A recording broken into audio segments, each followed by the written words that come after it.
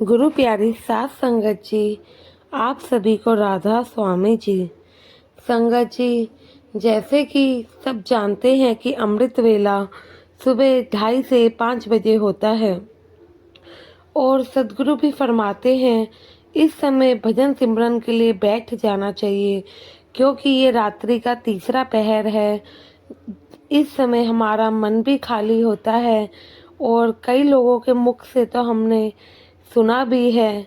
इस समय सदगुरु खुद आते हैं और अपनी रहमतों के फूल बरसाते हैं। बाबा जी अपनी संगत को सुबह उठाने के लिए 3 बजे आते हैं। उसके बाद जो संगत उठ जाती है वह उनकी हाजिरी भी लगाते हैं। उनके बाद बाबा जी अपनी दया मेहर की टोकरी लाते हैं और उन पर अपनी दया मेहर भी बरसाते हैं।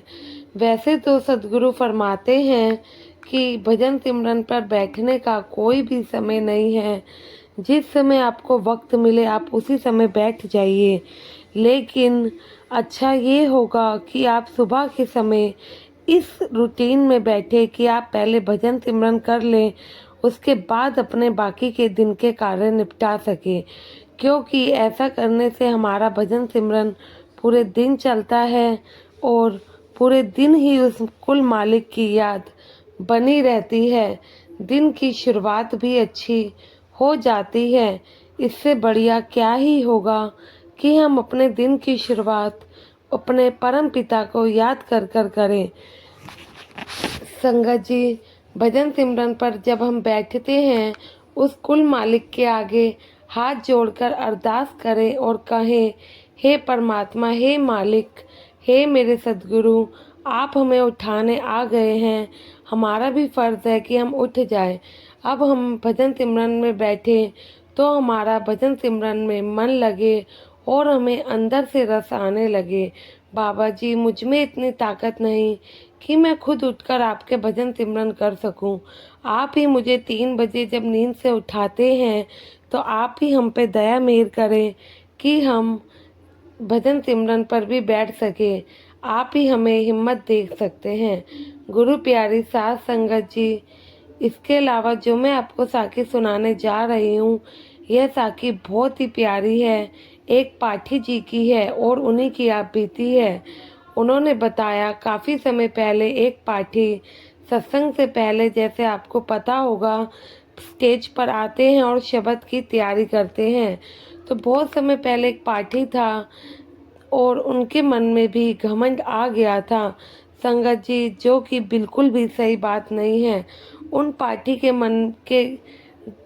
के घमंड को बड़े महाराज जी ने कैसे ठीक किया, यह बात हम आपको इसमें बताएंगे। यह बात बड़े महाराज जी के समय की है। एक पाठी था जो कि हमेशा ही बड़े महाराज जी के साथ रहता था, हमेशा सत्संग में शब्द पढ़ता था। बड़े महाराज जी उसको हर जगह सत्संग करने के लिए भी लेकर जाते थे अपने साथ। सत्संग प्रोग्राम में वह बाहर भी जाया करता था सदगुरु जी के साथ।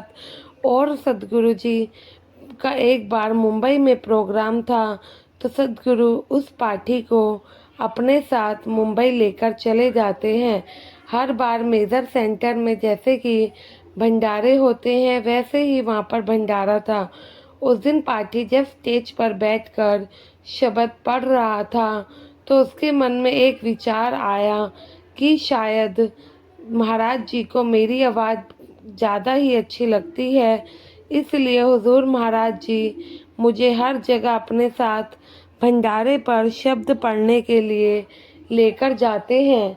उसके मन में एकदम से यह आया कि शायद हुजूर महाराज जी मुझसे ज़्यादा ही प्यार करते हैं, जो हर समय मुझे अपने साथ हर भंडारे में लेकर जाते हैं। जैसे ही उस पाठी ने अपने मन में यह बात सोची तो इतने में हुजूर महाराज जी भी स्टेज पर आ जाते हैं। जैसे कि हम सभी संगत जानती है कि सदगुरु के स्टेज पर आने से पहले पाठी स्टेज पर आते हैं और शब्द गाया करते हैं। इतने में हुजूर महाराज जी जब संगत को माथा टेकते हैं, वह गुरु गद्दी पर विराजमान होते हैं, तो सत्संग का समय शुरू हो जाता है। सद्गुरु जी उस पाठी को शब्द पढ़ने के लिए कहते हैं। उस समय पता नहीं पाठी की आवाज़ को क्या हो जाता है, वह बिल्कुल भी नहीं निकलती है और बंद ही हो जाती है। गला एकदम से जवाब दे जाता है।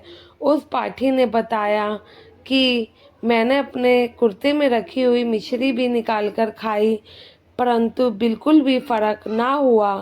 फिर उस पाठी ने इलायची भी खाई, लेकिन आवाज़ वापस ना आई। उसने पानी भी किया, जो जो वह कोशिश कर सकते थे किया, लेकिन एक ऐसा अद्भुत चमत्कार हुआ कि उसके गले से आवाज़ निकल ही नहीं रही थी। उस समय उसे कुछ समझ नहीं आया और उसे लगा कि शायद जो बात मैंने अभी अपने मन में सोची थी, यह सब उसी के कारण हुआ है। तो उसने फिर से मन में हुजूर महाराज जी से माफ़ी मांगी और शर्मिंदा हुआ। तो हुजूर महाराज जी ने उसकी तरफ दृष्टि डाली, तब जाकर कहीं उस पाठी की आवाज़ वापस आई। यह घटना उस पाठी ने खुद ही बताई और तब जाकर वह शब्द पढ़ पाया। सत्संग खत्म होने के बाद जब सत्संग खत्म हुआ तो पाठी ने सतगुरु जी से माफ़ी मांगी। साथ संगत जी इसलिए कहा जाता है, हमारे मन में क्या चल रहा है क्या नहीं, हमारे सदगुरु सब जानते हैं, वह जानी जान है। ऐसे ही थोड़ी ना वह हमारे परम पिता हैं। सो अपने मन में किसी भी चीज़ का गुमान ना आने दे, ना ही किसी चीज़ का अभिमान आने दे। साथ संगत जी इस बात का हमेशा ध्यान रखे कि सुबह शाम भजन सिमरन करते रहे। सदगुरु के कहे अनुसार को भजन सिमरन को समय दे और सदगुरु जी से खुशियाँ प्राप्त करें। संगत जी आशा है ये साखी भी आपको पसंद आई होगी और इससे आपको भी शिक्षा प्राप्त हुई होगी कि हमें किसी चीज़ का घमंड नहीं करना चाहिए, क्योंकि हमारा इस दुनिया में कुछ भी नहीं है, जो भी है उस सतगुरु का ही दिया हुआ है। वो जब चाहे दे सकता है तो वह ले भी सकता है। संगत जी साखी पसंद आई हो तो कमेंट में राधा स्वामी ज़रूर लिखिएगा और चैनल को सब्सक्राइब करके अपने ही इस चैनल का हिस्सा ज़रूर बने जी। गुरु प्यारी साथ संगत जी, आप सभी को प्यार भरी राधा स्वामी जी।